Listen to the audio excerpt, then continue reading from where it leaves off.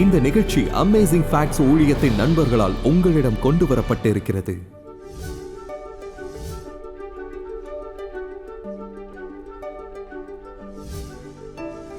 நீங்கள் கிமு 457 483 ஆண்டுகள் முன் சென்றால் கிபி 27ஆம் ஆண்டில் இயேசுவின் ஞானஸ்நானத்திற்கு வருவீர்கள். வாவ்! கிறிஸ்து அவர் சொன்னது போலவே முதல் வருகையின் போது சரியான நேரத்தில் வந்தார். ஏன் மக்கள் வேதாகமத்தை நம்புவதில்லை?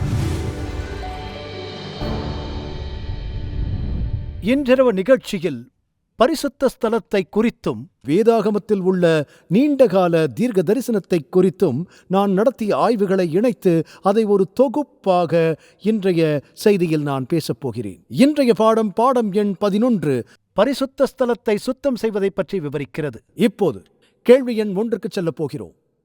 நான் பேச வேண்டியது நிறைய இருக்கிறது. எனக்காக நீங்கள் ஜெபியுங்கள், உங்களுக்காக நான் ஜெபிப்பேன். ஏனென்றால் நான் வேகமாக பேசப் போகிறேன். இது மிக முக்கியமான ஒரு ஆய்வு. சரி, கேள்வி எண் 1, இதற்குள் செல்வோம். இது தானியேல் புத்தகம் அத்தியாயம் 8.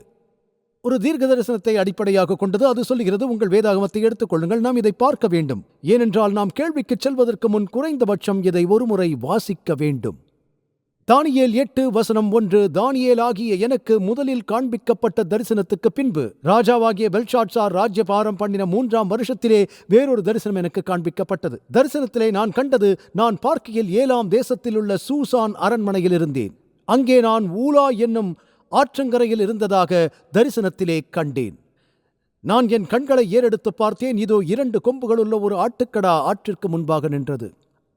அவர் தரிசனத்தை பெறத் தொடங்குகிறார். ஆற்றின் மேலே இருக்கிறார். ஆட்டுக்கடாவை பார்க்கிறார். இதன் அர்த்தம் என்ன என்கிறார். பின்னர் ஒரு ஆடு இருக்கிறது. முந்தைய அத்தியாயத்தை நீங்கள் படித்தால் அதில் நான் ஒரு சிங்கத்தை கண்டேன் என்கிறார். கரடியை பார்த்தேன், ஒரு சிறுத்தையை பார்த்தேன். இந்த விஷயங்கள் என்னவென்று அவர் யோசித்துக் கொண்டிருந்த போது ஒரு தேவதூதர் வந்து, இந்த விலங்குகள் வெவ்வேறு ராஜ்யங்களையும் பேரரசுகளையும் பிரதிநிதித்துவப்படுத்துகின்றன. அவை ஆளுகை செய்யும் போது தேவ ஜனங்கள் மீது ஒருவித ஆதிக்கம் செலுத்தும் செல்வாக்கை கொண்டிருக்கும். அவர் எதிர்காலத்தை முன்னறிவிக்கிறார். சரி, தானியேல் 2 நாம் வாசித்தது நினைவிருக்கிறதா? அந்த மாபெரும் சுரூபத்தின் மூலம் உலக வரலாற்றையும் உலக ராஜ்யங்கள் குறித்து ஒரு மேற்பார்வையும் நமக்கு கொடுத்தார். தேவன் இந்த விஷயங்களை மீண்டும் கூறுகிறார். அதோடு அதை நாம் புரிந்து கொள்வதற்கு பல்வேறு உவமைகளையும் தரிசனங்களையும் அவர் பயன்படுத்துகிறார். இப்போது தானியேல் 8, இதற்குள் செல்வோம். முதலில் அவர் ஆற்றின் அருகே ஒரு ஆட்டுக்கடாவை பார்த்தார். 2 கொம்புகள், அவற்றில் ஒன்று மற்றொன்றை விட உயர்ந்திருந்தது. உயர்ந்த கொம்பு பிந்தி முளைத்தெழும்பிற்று. அந்த ஆட்டுக்கடா மேற்கும் வடக்கும் தெற்கும் பாய்கிறதைக் கண்டேன். ஒரு மிருகமும் அதன் முன்னே நிற்கக்கூடாதிருந்தது. அதன் கைக்கு தப்புவிப்பாரும் இல்லை. அது தன் இஷ்டப்படியே செய்து வல்லமை கொண்டது. நான் அதை கவனித்துக் கொண்டிருக்கையில் இதோ மேற்கிலிருந்து ஒரு வெள்ளாட்டுக்கடா நிலத்திலே கால் பதியாமல் தேசத்தின் மீதெங்கும் சென்றது. அதுக்கு கண்களுக்கு நடுவே விசேஷித்த ஒரு கொம்பு இருந்தது. விசேஷித்த ஒரு கொம்பு. நான் ஆற்றின் முன்பாக நிற்க கண்ட 2 கொம்புகள் உள்ள ஆட்டுக்கடாவினிடம் மட்டும் அது வந்து அது பலத்தின் உக்கிரத்தோടെ அதற்கு எதிராக பாய்ந்தது. அது ஆட்டுக்கடாவின் கிட்டச் சேர கண்டேன். அது ஆட்டுக்கடாவின் மேல் கடும் கோபம் கொண்டு அதை முட்டி அதன் 2 கொம்புகளையும் முறித்து போட்டது. அதன் முன் நிற்க ஆட்டுக்கடாவுக்கு பலமில்லாமையால் வெள்ளாட்டுக்கடா அதை தரையிலே தள்ளி மிதித்து போட்டது. அதன் கைக்கு ஆட்டுக்கடாவை தப்புவிப்பார் இல்லை. அப்பொழுது வெள்ளாட்டுக்கடா மிகுதியும் வல்லமை கொண்டது. அது பலம் கொண்டிருக்கையில் அந்த பெரிய கொம்பு முறிந்து போயிற்று. அதற்கு பதிலாக ஆகாயத்தின் 4 திசைகளுக்கும் எதிராய் விசேஷித்த 4 கொம்புகள் முளைத்தெழும்பியது. ஒரு சின்ன இடைநிறுத்தம். இந்த அத்தியாயத்திற்கு மீண்டும் வருவோம். முதலாவது நான் இதை வேதாகமத்திலிருந்து வாசிக்க விரும்பினேன். நாம் அதனுள் சென்று இந்த தரிசனத்தின் அர்த்தம் என்ன என்பதை வியாக்கியானம் செய்து ஆய்வு செய்து பார்ப்போம். சரி, கேள்வி எண் 1. தானியேலுக்கு இந்த அற்புதமான தரிசனம் கிடைத்தது. அத்தியாயம் 8. 2 கொம்புகளுடன் ஒரு ஆட்டுக்கடாவை அவர் பார்க்கிறார். இந்த ஆட்டுக்கடா யாரை குறிக்கிறது? பின்னர் அதே அத்தியாயத்தில் தேவதூதர் தானியேலிடம் வந்து அவனிடம் சொன்னார். 20வது வசனத்தில் படிக்கலாம். நீ கண்ட 2 கொம்புள்ள ஆட்டுக்கடா மேதியா பெர்சியா தேசங்களின் ராஜாக்கள். பின்னர் அவைகளில் ஒன்று, அந்த கொம்புகளில் ஒன்று மற்றொன்றை விட பெரியது. முதலாவது மேதியா வலுப்பெற்றிருந்தது. ஆனால் பின்னர் பாரசீக ராஜ்யம் அதைவிட பெரிதாகியது. அடுத்த கொம்பின் நிமித்தமாக அந்த பேரரசு பாரசீக சாம்ராஜ்யம் என்று அழைக்கப்பட்டது. நீங்கள் ஒரு யூதராக இருந்தால் அவர்கள் வனப்பகுதியில் என்ன செய்திருப்பார்கள் என்பதை இப்பொழுது நினைத்து பார்க்க வேண்டும். அவர்கள் தொழில் என்ன? ஆபிரகாம், ஈசாக்கு, யாக்கோபு, யோசேப்பு, தாவீது அவர்கள் மேய்ப்பர்கள். அவர்கள் வெள்ளாடு செம்மறியாடுகளை பற்றி நன்கு அறிந்தவர்கள். இயேசு நியாய தீர்ப்பை இவைகளுடன் ஒப்பிட்டார். எனவே இங்கே இந்த 2 உயிரினங்களுடன் அவர் இந்த 2 பெரிய பேரரசுகளை ஒப்பிடுகிறார். சரி, கேள்வி 2க்கு நாம் செல்ல போகிறோம். அடுத்து தானியேல் தனது கண்களுக்கு இடையே ஒரு பெரிய கொம்புடன் இருந்த ஆட்டை பார்த்தார். இதற்கு என்ன அர்த்தம்? இந்த ஆடு அடுத்த அரசனை பிரதிநிதித்துவப்படுத்துகின்றது. அவர் ஆட்டுக்கடாவை தாக்குகிறார். மேற்கிலிருந்து வந்தவர் என்று அது கூறுகிறது. இது மேற்கிலிருந்து தோன்றும் கிரேக்க ராஜ்யம். அவர் மிக விரைவாக, மிக கடுமையாக வருவார் என்று அது கூறுகிறது. பேரரசுகள், பண்டைய பேரரசுகள் அலெக்சாண்டரை விட விரைவாக சாதிக்கவில்லை என்பதை மறுக்கும் வரலாற்றாசிரியர் இல்லை. அவர் இறக்கும் போது அவருக்கு 32 வயது. அவர் தனது 19 வயதிலிருந்து 24 வயதிற்குள் அவர் உலகை வென்றார். மிக வேகமாக. அவரது வீரர்கள் வேறு எவரை காட்டிலும் வேகமாகவும் துரிதமாகவும் சென்றனர். அதனால் இருவருக்கும் இடையே இந்த சண்டை நடந்து ஆடு ஆட்டுக்கடாவை அடிக்கிறது. அலெக்சாண்டர் தரியு ராஜாவை தோற்கடித்தார். அவர் பாரசீக சாம்ராஜ்யத்தை வென்று அவர்களின் பிரதேசத்தை கைப்பற்றினார். தானியேல் 8:21 மற்றும் 22. ரோமமுள்ள அந்த வெள்ளாட்டுக்கடா, தேவதூதன் சொல்லுகிறான், அது என்னவென்று நாம் யூகிக்க வேண்டுமா? ரோமமுள்ள அந்த வெள்ளாட்டுக்கடா கிரேக்க தேசத்தின் ராஜா. கிங் ஜேம்ஸ் வேதாகமம் அதை இப்படி சொல்கிறது. அதன் கண்களுக்கு நடுவே இருந்த பெரிய கொம்பு அதன் முதலாம் ராஜா. இப்போது அலெக்சாண்டர் மகாராஜா உடன் நடந்தது இதுதான். அவர் மேற்கிலிருந்து வந்தவர் என்று சொல்கிறது. பாரசீகத்தோடு போரிடும் போது அவர் வெறியோடு போராடினார். உக்ர வேகத்தில் போர் செய்தார். தானியேல் புத்தகத்தில் முந்தைய அத்தியாயம் 7 கிரேக்கம் 4 இறக்கைகளை கொண்ட சிறுத்தையுடன் ஒப்பிடப்படுகிறது. அதன் கால்கள் தரையை தொடவில்லை. அவர் தனது வெற்றியுடன் விரைவாகச் சென்றார். அப்போது இயந்திரமயமாக்கப்பட்ட படைகள் இல்லை என்பதை கருத்தில் கொண்டு பார்த்தால் இவர் இராணுவத்தை விட வரலாற்றில் எந்த இராணுவமும் அதிவேகமாக நகரவில்லை. இது ஆச்சரியமான ஒரு விஷயம். பின்னர் அது அதன் அதிகாரத்தின் உச்சத்தில் இருக்கையில் அதிகார உச்சத்தின் அதன் கொம்பு, அந்த முக்கியமான கொள்கை கொம்பு உடைந்து விட்டது என்று கூறுகிறது. அது தேய்ந்து போகாது, உடைந்துவிடும். அலெக்சாண்டர் திடீரென இறந்தார். அவரால் உலகை வெல்ல முடிந்தாலும் தன்னை வெற்றிகரமாக காப்பாற்றிக் கொள்ளவில்லை. நடந்த உண்மை யாருக்கும் உறுதியாக தெரியவில்லை. ஒரு இரவு அவர் குடித்து வெறித்த பிறகு அவர் நோய்வாய்ப்பட்டார். யாராவது அவருக்கு விஷம் கொடுக்க முயன்றார்களா என்பது தெரியவில்லை. வரலாற்றாளர்கள் அதை உறுதிப்படுத்தவும் இல்லை. என்ன நடந்தது?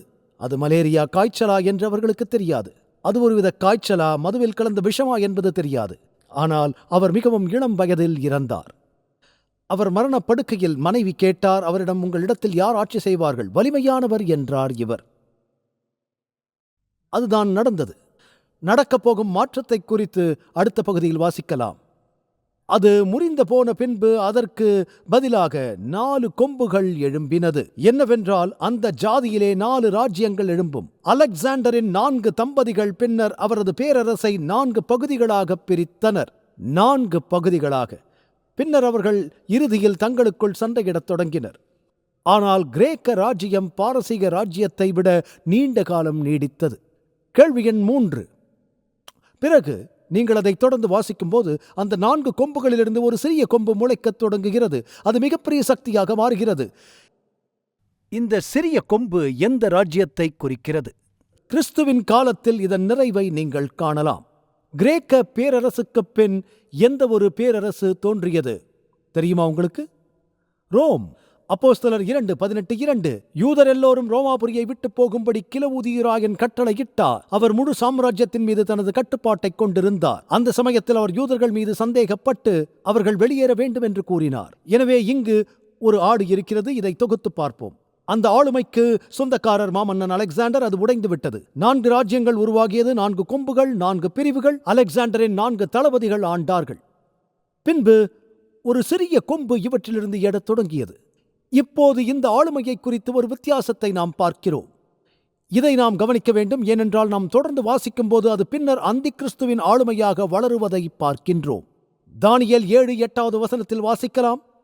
அந்த கொம்பிலே மனுஷ கண்களுக்கு ஒப்பான கண்களும் பெருமையானவைகளை பேசும் வாயும் இருந்தது. இதை குறித்து ஒரு வித்தியாசம் இருக்கிறது. அது பின்னர் அது தெய்வ தூஷணம் குற்றத்தை செய்தது என்கிறது. அளவுக்கு மீறின வார்த்தைகள். மேலும் வெளிப்படுத்துதல் அத்தியாயம் 17 இதை பற்றி பேசுகிறது. இந்த ஆளுமை என்ன செய்கிறது? தானியேல் அத்தியாயம் 7:24. அவன் முந்தினவர்களை பார்க்கிலும் வேறாயிருந்து நாம் முதலில் பார்த்த ராஜ்யங்கள், அது பாபிலோன், பாரசீகம், கிரேக்கம், அவை ஒரு அரசாங்கத்தால் வழி நடத்தப்பட்ட வழக்கமான முடியாட்சிகள். ரோம சாம்ராஜ்யத்தில் என்ன நடந்தது? ரோம சாம்ராஜ்யம் ஒரு இரும்பு முடியாட்சி மட்டுமல்ல. சீசர்கள் தலைமையிலான ரோமானிய சாம்ராஜ்யம் வீழ்ச்சியடையத் தொடங்கியது. அதனிடத்தில் அரசியல் ஆளுமைக்கு பதிலாக ஒரு மதசக்தி உருவாகியது. படிப்படியாக ரோமானிய ஆளுமை சிதறத் தொடங்கியதும் கிறிஸ்தவ தேவாலயம் வளர்ந்தது. அது ஒரு மதமாக மாத்திரம் இருக்கவில்லை, அது ஒரு அரசியல் மத சக்தியாகவும் மாறியது. புரிந்ததா? புரிந்திருக்கும் என்று நம்புகிறேன். கேள்வி எண் 4. இந்த சிறிய கொம்பு பரிசுத்த ஸ்தலத்தை தீட்டுப்படுத்தும் என்று தானியேலிடம் கூறப்பட்டது. பரிசுத்த ஸ்தலத்தை சுத்திகரிக்க எவ்வளவு காலம் எடுக்கும்? வேதாகமத்தில் மிக நீண்ட கால தீர்க்க தரிசனத்தை பற்றி பார்க்க போகிறோம். நீங்கள் தானியேல் 8:14 என்னுடன் சேர்ந்து சொல்லுங்கள். 2300 ராப்பகல் செல்லும் வரைக்கும் இருக்கும், பின்பு பரிசுத்த ஸ்தலம் சுத்திகரிக்கப்படும். ஒரு நிமிஷம் உங்கள் வேதாகமத்தை பாருங்கள். நீங்கள் தானியேல் 8ஆம் அத்தியாயத்தை பார்த்தால் நாம் இங்கே வாசிக்கலாம். வசனம் 12. பாதகத்தின் நிமித்தம் அன்றாட பலியோடும் கூட சேனையும் அதற்கு ஒப்புக் கொடுக்கப்பட்டது. அது சத்தியத்தை தரையிலே தள்ளிற்று. அது கிரியை செய்து அனுகூலம் அடைந்தது. அதனால் என்ன நடக்கிறது என்றால், தேவனை குறித்த சத்தியமும் வேத சத்தியமும் இயேசுவை குறித்த சத்தியமும் பிரிக்கப்படுகின்றது. ஆனாலும் அது பிரபலமாகிறது. ஒரு விரைவான வரலாற்றை கொடுக்கப் போகிறேன். அதிகம் விளக்கப் போவதில்லை, நம்மில் பல பேருக்கு அது பற்றி தெரியும். ஆனால் இந்த காலப்பகுதியில் கிறிஸ்துவுக்கு பின் சுமார் 300-400 ஆண்டுகளுக்கு பிறகு ரோமாபுரியில் கிறிஸ்தவர்கள் துன்புறுத்தப்பட்டனர்.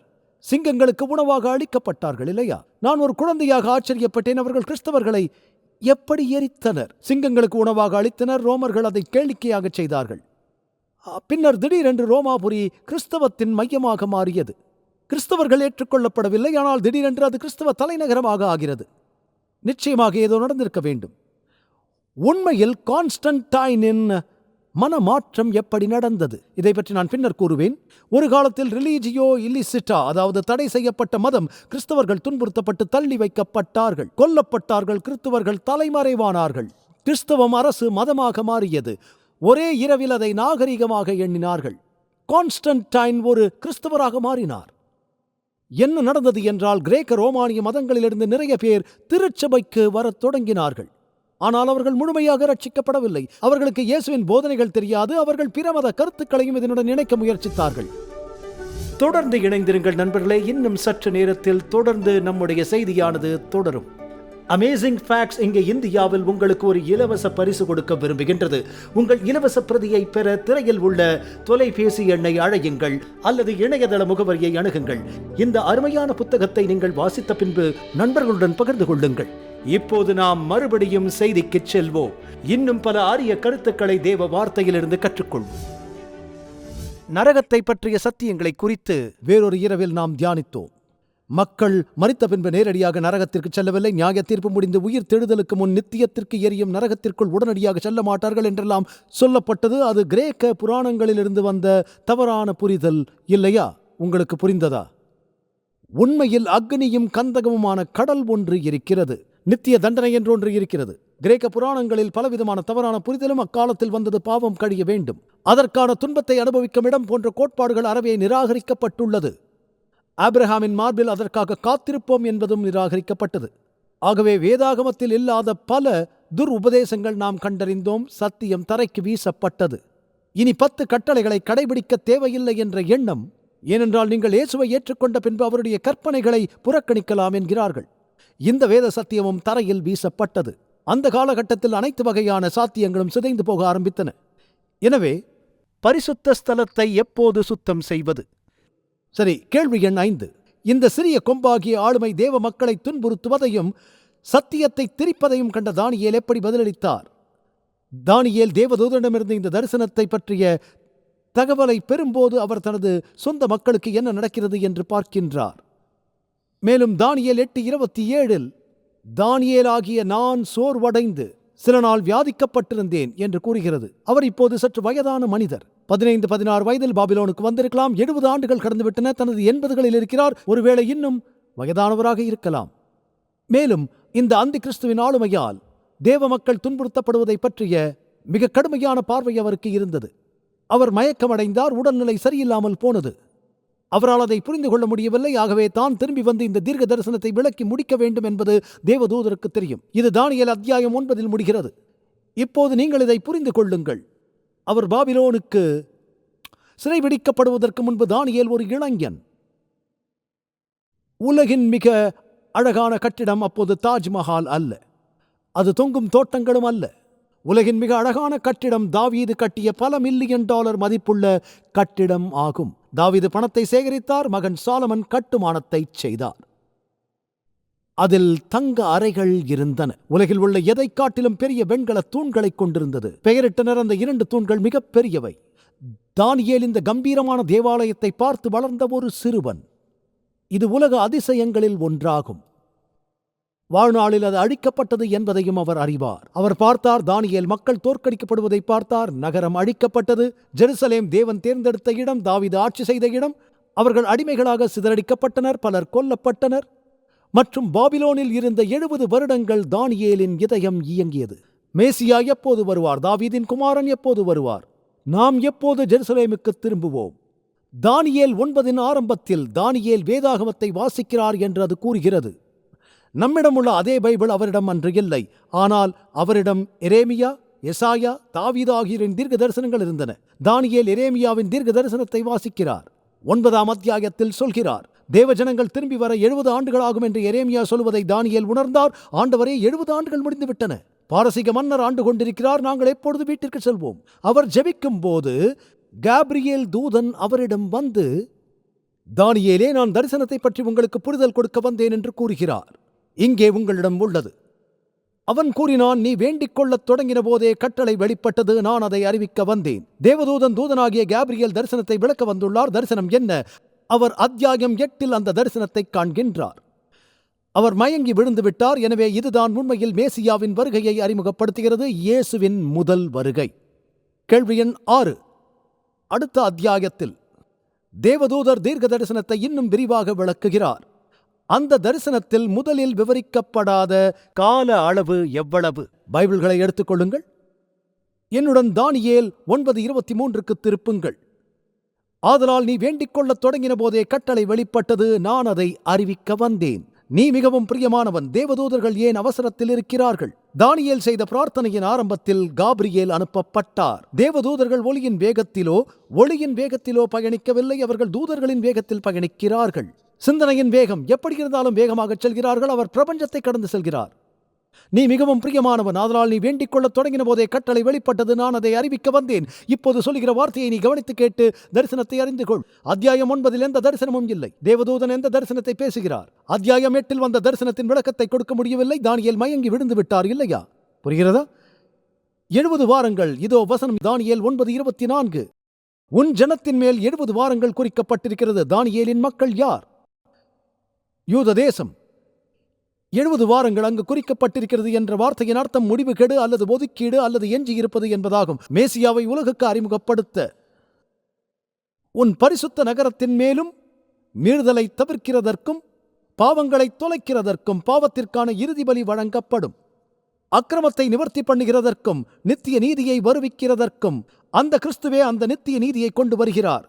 தரிசனத்தையும் தீர்க்க தரிசனத்தையும் முத்திரிக்கிறதற்கும் மகா பரிசுத்தமுள்ளவரை அபிஷேகம் பண்ணுகிறதற்கும்.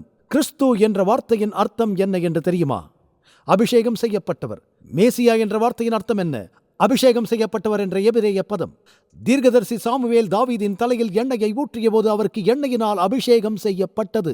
இயேசு பரிசுத்த ஆவியால் அபிஷேகம் செய்யப்பட்டார். தேவன் மனிதனாக அவதரித்த போது அவர் தேவனால் அபிஷேகம் செய்யப்பட்டார். எனவே இவை அனைத்தும் நிறைவேற 70 வாரங்கள் தீர்மானிக்கப்படுகின்றன என்றார். இதை அறிந்து புரிந்து கொள்ளுங்கள். இப்போது இந்த தீர்க்க தரிசனங்களுக்கெல்லாம் தொடக்கப்புள்ளி வசனம் 25. இப்போதும் நீ அறிந்து உணர்ந்து கொள்ள வேண்டியது என்னவென்றால், எருசலேமை திரும்ப எடுப்பித்து கட்டுகிறதற்கான கட்டளை வெளிப்படுத்துவது முதல் பிரபுவாகிய மேசியா வருமட்டும் 7 வாரமும் 62 வாரமும் செல்லும். ஆகவே மொத்தம் 69 வாரங்கள். அவைகளில் வீதிகளும் அலங்கங்களும் மறுபடியும் கட்டப்படும். இடுக்கமான காலங்களில் எப்படியாகும்? நெகேமியாவின் காலத்தில் அதுதான் நடந்தது. சிரமமான நேரங்களில் அவர்கள் தெருக்கள் சுவரை மீண்டும் கட்டினார்கள். அடுத்த 62 வாரங்களுக்கு பின்பு மேசியா சங்கரிக்கப்படுவார். ஆனாலும் தமக்காக அல்ல. நகரத்தையும் பரிசுத்த ஸ்தலத்தையும் வரப்போகிற பிரபுவின் ஜனங்கள் அழித்து போடுவார்கள். அதன் முடிவு ஜலப்பிரவாகம் போல இருக்கும். முடிவு பரியந்தம் யுத்தமும் நாசமும் உண்டாக நியமிக்கப்பட்டது. இயேசு இந்த பாவங்களை குறித்து பின்பு பேசுகிறார். அவர் ஒரு வாரமளவும் அநேகருக்கு உடன்படிக்கையை உறுதிப்படுத்தி, இப்போது உடன்படிக்கையை உறுதிப்படுத்தும் அவர். இங்கே 2 பேர் உள்ளனர். ஒருவர் பிரபுவாகிய மேசியா, மற்றவர் அழிக்க வரும் ஒரு பிரபு. 27 அவர் பிரபுவாகிய மேசியாவை குறித்து பேசுகிறார். அவர் ஒரு வாரமளவும் அநேகருக்கு உடன்படிக்கையை உறுதிப்படுத்தி அந்த வாரம் பாதி சென்றபோது பலியையும் காணிக்கையையும் ஒழிய பண்ணுவார். அருவருப்பான சட்டைகளோடே பாழாக்குகிறவன் வந்து இறங்குவான். நிர்ணயிக்கப்பட்டிருக்கிற நிர்மூலம் பாழாக்குகிறவன் மேல் தீரு மட்டும் சொரியும் என்றான். எனவே இதை நாம் புரிந்து கொள்ள வேண்டும். இயேசு கூறினார், மத்தேயு 24 2வது வருகை. இயேசு பாழாக்குகிற அருவருப்பை குறித்து பேசுகிறார். தானியேல் தீர்க்கதரிசியால் எழுதப்பட்டது என்ன என்று அவர் கூறுகிறார். வாசிக்கிறவன் சிந்திக்க கடவன் என்கிறார். இன்றிரவு இயேசு நம்மிடம் இதை படித்து நீங்கள் புரிந்து கொள்ள வேண்டும் என்று சொல்லுவதாக நான் நம்புகிறேன். சரியா? நாம் புரிந்து கொள்ள வேண்டும் என்று மத்தேயு 24 அவர் குறிப்பிடும் தீர்க்க தரிசனங்கள் இவைகள்தான். சரி, நாம் அதை இப்போதுதான் படித்தோம். அதனால் இப்பொழுது நாம் திரைக்கு திரும்புவோம். அடுத்த அத்தியாயம் 9 தேவதூதர் தீர்க்க தரிசனத்தை விவரிக்கின்றார். அத்தியாயம் 8 கண்ட தரிசனத்தை இன்னும் விரிவாக விளக்குகிறார். தரிசனத்தில் முதலாவது விவரிக்கப்படாத காலம் எவ்வளவு? நீங்கள் அதை தானியேல் 9:24 படிக்கலாம். எவ்வளவு காலம் என்று அவர் கூறுகிறார்? உன் ஜனத்தின் மேலும் உன் பரிசுத்த நகரத்தின் மேலும் 70 வாரங்கள் செல்லும்படி குறிக்கப்பட்டிருக்கிறது. இப்போது ஒரு வாரத்தில் எத்தனை நாட்கள்? 7.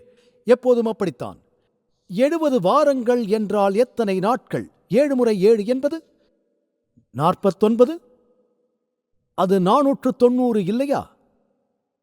ஆனால் தீர்க்க தரிசனத்தில் ஒரு நாள் ஒரு வருடத்திற்கு சமம். ஒரு நிமிடத்தில் அதை குறித்த வசனங்களை உங்களுக்கு காண்பிக்கிறேன். எனவே தேவன் தானியேலிடம் சொல்கிறார், 490 தீர்க்க தரிசன ஆண்டுகள் உன் ஜனங்களுக்கு அவர்களின் முக்கிய தரிசனத்தை நிறைவேற்ற ஒதுக்கப்படும் என்கிறார். யூதர்களின் முக்கிய பணி மேசியாவை அறிமுகப்படுத்துவதாகும். தேவன் ஆபிரகாமிடம் கூறினார், உங்கள் வித்து மூலம் உலகம் முழுவதும் ஆசீர்வதிக்கப்படும் என்றார். இந்த உலகம் எப்படி ஆசீர்வதிக்கப்படுகிறது? அது இயேசுவின் மூலம் இல்லையா? சரி, கேள்வி எண் 7. 2300 நாள் மற்றும் 70 வார கால தீர்க்க தரிசனங்களுக்கான தொடக்க புள்ளி என்ன? தானியேல் அத்தியாயம் 9 வசனம் 25 அவர் உங்களுக்கு சொல்கிறார், இப்போதும் நீ அறிந்து உணர்ந்து கொள்ள வேண்டியது என்னவென்றால், எருசலேமை திரும்ப எடுப்பித்து கட்டுகிறதற்கான கட்டளை வெளிப்படுவது முதல் பிரபுவாகிய மேசியா இந்த இடத்திலிருந்து இந்த இடம் வரை வரும் மட்டும் 7 வாரமும் 62 வாரமும் செல்லும். ஆகவே இது மொத்தமாக 62 இல்லையா? ஒரு கூறு என்பது 20. 62 கூட்டல் 7 எவ்வளவு? 69. எனவே இங்கு ஒரு வாரம் குறைகிறது. கடந்த வாரத்தின் மத்தியில் என்ன நடக்கிறது என்று அவர் நம்மிடம் கூறுகிறார். அவர் பலிகளை நிறுத்தச் செய்கிறார். அவர் அதை அப்படி பிரித்து காண்பிக்கிறார். ஏனென்றால் முதலில் 7 வாரங்கள் இருக்கிறது. அதற்கு பின்பு இன்னும் 69 வாரங்கள் உள்ளன. அந்த 69 வார காலத்தின் முடிவில் மேசியா அபிஷேகம் செய்யப்பட்டு ஊழியத்தை தொடங்குவார் என்று அது கூறுகிறது. எனவே பிரபுவாகிய மேசியா வரை 7 வாரங்கள், 3 கூறு மற்றும் 2 வாரங்கள். ஜெருசலேமை மீட்டெடுப்பதற்கும் கட்டி அமைப்பதற்கும் கட்டளையின் தொடக்கத்திலிருந்து இது ஆரம்பமாகிறது. வரலாற்றின் அனைத்து தூசி நிறைந்த பழைய பதிவுகளிலிருந்து அது எப்போது நடந்தது என்பதை நாம் அறிய முடியுமா? நல்ல செய்தி உங்கள் பைபிளில் கொடுக்கப்பட்டுள்ளது. இது எஸ்ரா 7:7 உள்ளது. நீங்கள் அதை நினைவில் கொள்ளலாம். நல்ல எண்கள்.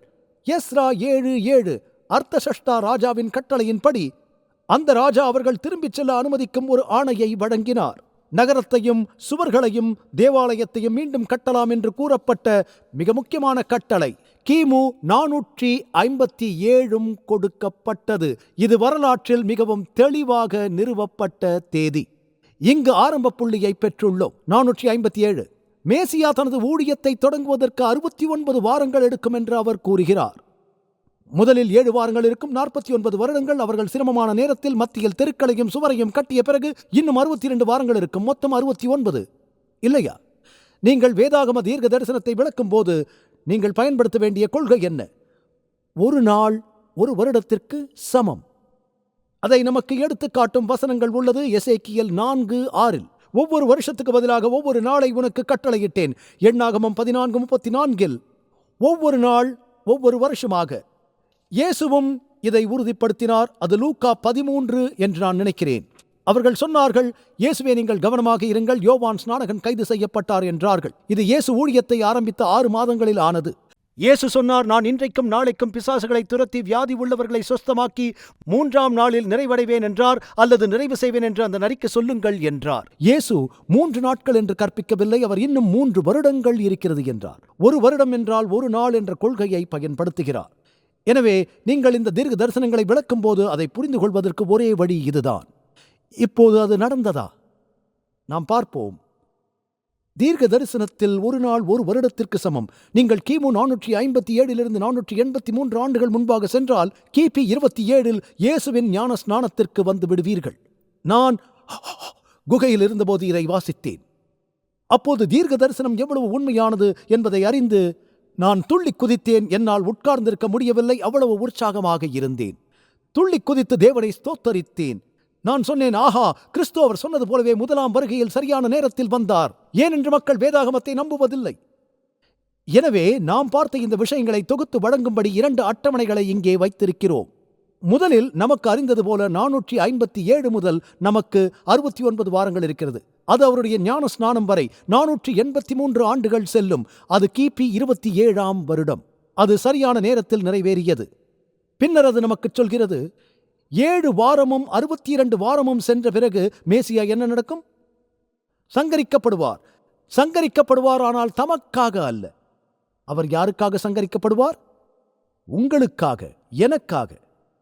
அவர் வாழும் தேசத்திலிருந்து சங்கரிக்கப்படுவார். இயேசு தனது உயிரை கொடுத்தார், தனது இளம் வயதில்.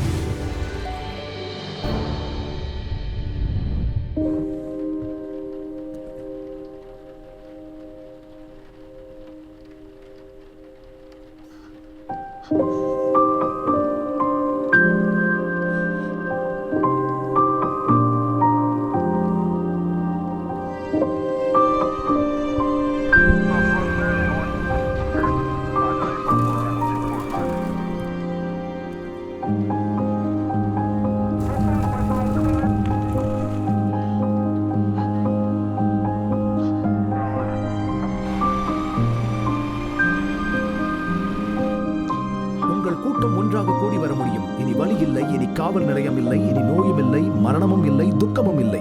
மேலும் அன்பான நண்பர்களே, நம் உலகில் இந்த வேதனையும் துயரமும் நாம் அனுபவிக்க வேண்டும் என்பது நம் தேவனின் நோக்கமில்லை.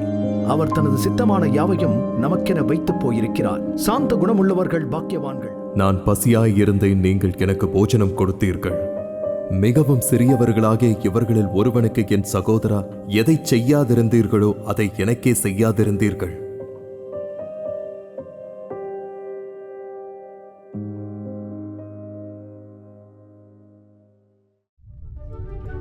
50 வருடங்களுக்கும் மேலாக அமேசிங் ஃபேக்ட் ஊழியங்கள் நற்செய்தியை உலகம் முழுவதும் பகிர்ந்து கொண்டிருக்கிறது. இயேசுவின் சித்தத்தின்படி அனைத்து மக்களுக்கும் நித்திய சுவிசேஷத்தை அறிவித்துக் கொண்டிருக்கிறது. உங்கள் ஜெபத்திற்கும் ஆதரவிற்கும் நன்றி.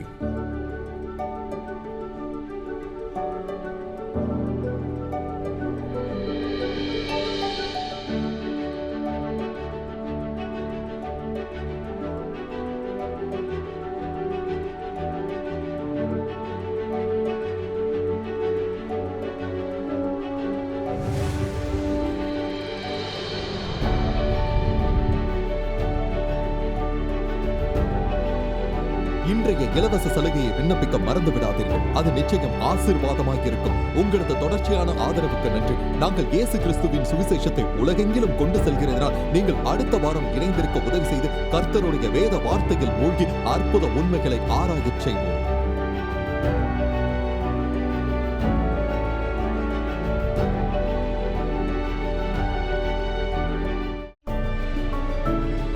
இந்த நிகழ்ச்சி அமேசிங் ஃபேக்ட்ஸ் ஊழியத்தின் நண்பர்களால் உங்களிடம் கொண்டு வரப்பட்டிருக்கிறது.